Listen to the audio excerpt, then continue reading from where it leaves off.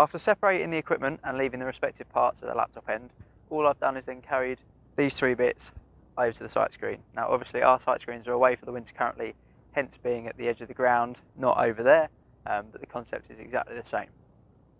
First thing you're going to need to do is work out which slats you're wanting to mount the clamps and the pole on.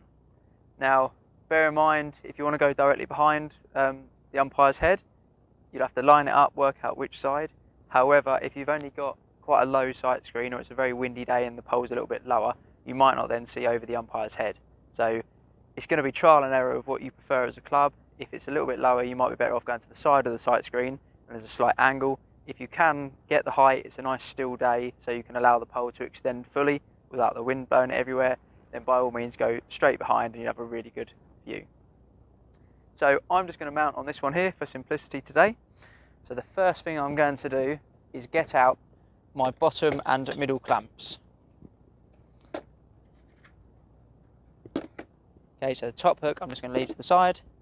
I'm going to get out my middle one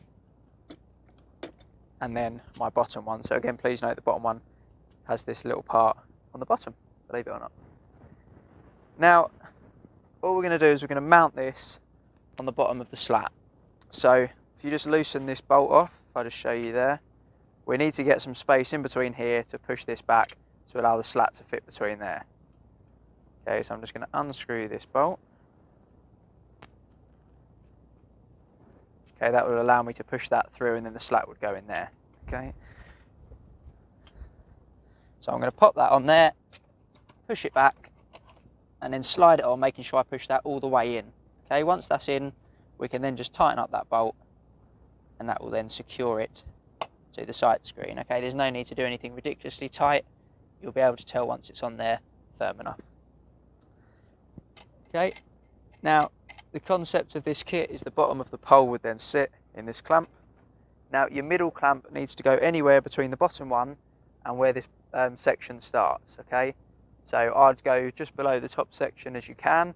We've obviously got this in the way on our sight screen, so I'm going to go just below that and pop it on here. Okay, so I'll pop the pole to the side for the moment and again repeat that same process with our middle clamp. So I'm just going to loosen the bolt.